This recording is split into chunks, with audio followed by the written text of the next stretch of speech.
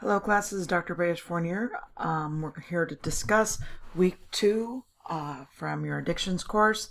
And this week was all about the support group and specifically the use of support groups in addiction recovery, addiction treatment, and things of that nature.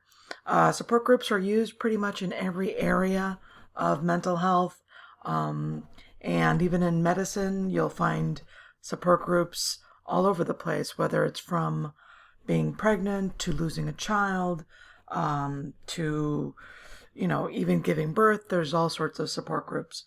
So this week specifically, you were tasked to attend an AA meeting or some form of that kind of meeting, some form of addiction treatment meeting, not addiction treatment. I got to be careful when I say things like that. Reason being is that these self-help groups are not necessarily treatment. These are there to support you during recovery. This is the SAMHSA website, and I mentioned them week 1, Substance Abuse and Mental Health Services Administration. SAMHSA is a government organization, and it is there to provide information. This means that SAMHSA is available to absolutely every single person. And as you could see, from this page alone, you have a suicide hotline, you have a treatment referral, you have a distress hotline, all available to you right there. SAMHSA also has a facility locator map. If, for example, you have a friend who wants to go to treatment, or somebody that you click on the locator map and they will find you the closest treatment center to them. You could also look up the state agencies. You could even put widgets into your own website straight from SAMHSA. Like I said, this is public domain. This is information for you.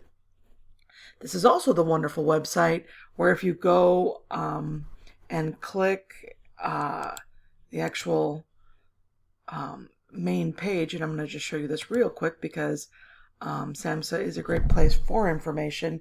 And if you're thinking of becoming an addiction counselor, if you're thinking of doing a mental health master's and focusing on addiction, or just you want to know as much as you can about addiction, you go to the SAMHSA webpage. So it's samhsa.gov. You click on publications,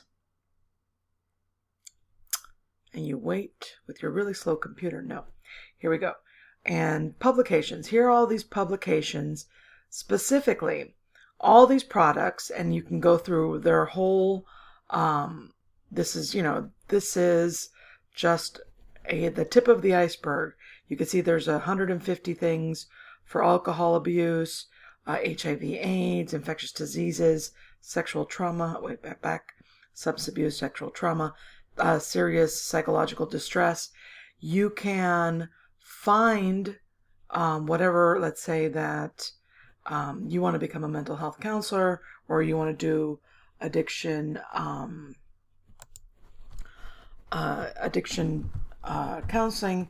You're going to go to tab 21, put that in the search bar. Tab 21 specifically is the addiction counseling competencies. And these addiction counseling competencies, now there's a few of those. This is the addiction counseling competencies, and this is the actual study guide to take any kind of exam in your state regarding addiction counseling certification. So this is free. They will send you a copy.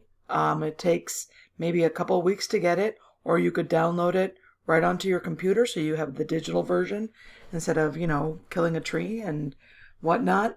But that is a resource for you, and anyone can get this, even if you don't want to be a counselor, to see what that entails. And you can request as many of these books as you want, and they'll send them to you. I remember one time I did this, and they sent me a box with like about 40 books in it, and it was fantastic. It was probably like Christmas for me. Anyway, so here's a list of the self-help groups. There are more, but SAMHSA gives you a handy-dandy guide to them.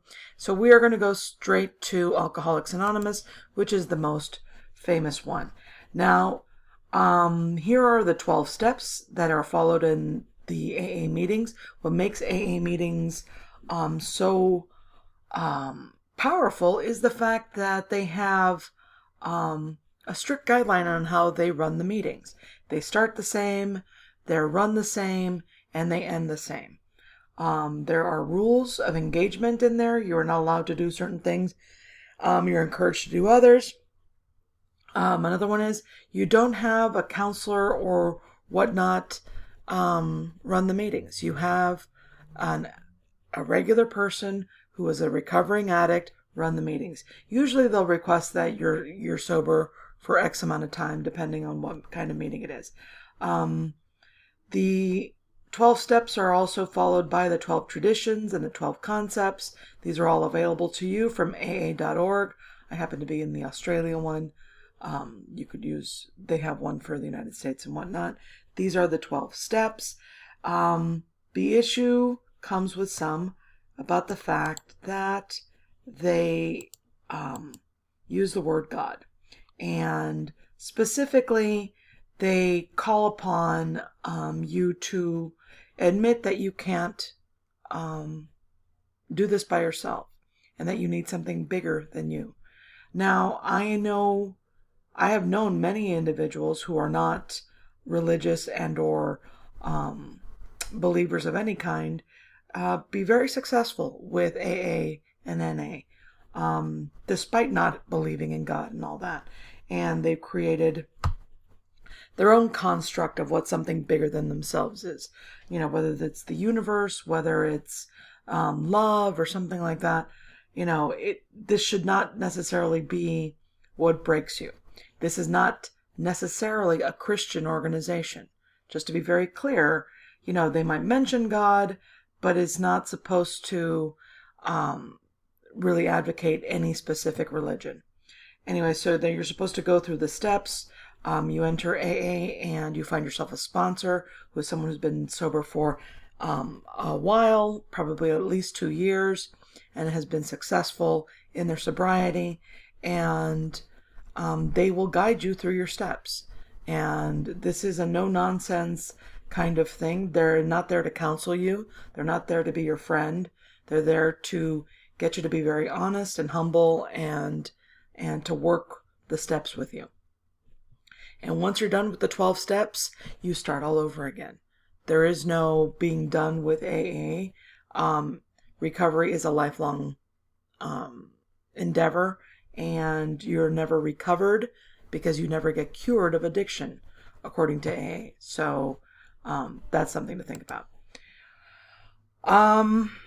One of the things that as mental health counselors and addiction counselors that we stress is that whereas we like the support of AA and NA for our clients, this should not take the place of treatment for them. Treatment is not support. It's a little bit different. It's a lot of bit different. It's, you know, it's scientific. It's it's mental health counseling. It's a little bit, I'm trying to minimize it, but it's really not. It's very different. You know, we recommend 12-step groups specifically to provide you support when not in treatment. And this is why, 10 years after being in treatment, people still continue the work. This is one of the reasons why we do not necessarily find AA to be treatment. And I'm not belittling it because honestly, I'm thankful to them because it is a great organization that has provided support for a lot of people.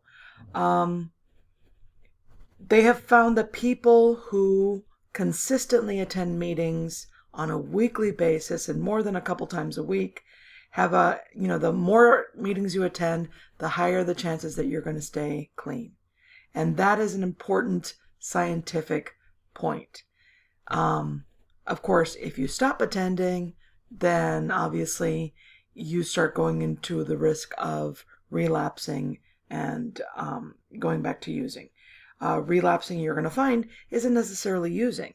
Relapsing begins with a thought, begins, and the middle parts are a lot of behaviors, and then will end. Relapse will actually take effect when you've actually picked up the drug or the alcohol again. But anyway, this is a good article, and I will be posting that so that you can see it. Another form of support group is the SMART recovery, self-management and recovery training. The SMART recovery program is also free. It's also available all over the place. They actually encourage you to become a meeting facilitator. You could download the manuals here. They'll even train you to be a meeting facilitator. There are 4 points: building and maintaining motivation, coping with urges, managing thoughts and feelings, and living a balanced life. Those are actually based on research, and much of the SMART system was based on the work of Albert Ellis, who is a theoretician and great psychologist who, if you've taken counseling with me, you would know a lot more about, because we tend to talk about him a lot in the counseling class. But his work in rational and emotive behavioral therapy was the basis for the SMART recovery program. Anyway, so here they talk about empowerment and self-reliance, and it works a lot like AA in the sense that it's a group that meets. However, it differs from them because it is based on scientific research. It is not, it didn't come from one man's attempt to get sober, and this is what he figured out. This is actual research, and it is supported by the U.S. Department of Health and Human Services and NIDA and the Academy of Physicians and all that good stuff. So it is more scientific. I'm not saying it's better. I'm just saying that for this program, one of the issues I have always had with AA is that they don't really. The reason why you think you're an addict is because you say you're an addict. If we are to maintain that addiction is a mental health issue, a mental disorder, then you should be diagnosed with this. Many people who have entered Alcoholics Anonymous and even Narcotics Anonymous may not actually be addicts, and they find that they're successful in this program, and they're like, oh, look at me, I did better, but they might not have been addicts to start with. They might have been abusing the substance. They might have been having a hard time, and the support of the group makes them feel better, but in essence, they never really had a true addiction. That is one of the complaints that that professionals have with the AA model. However, we still recommend it because any form of support outside of treatment is great.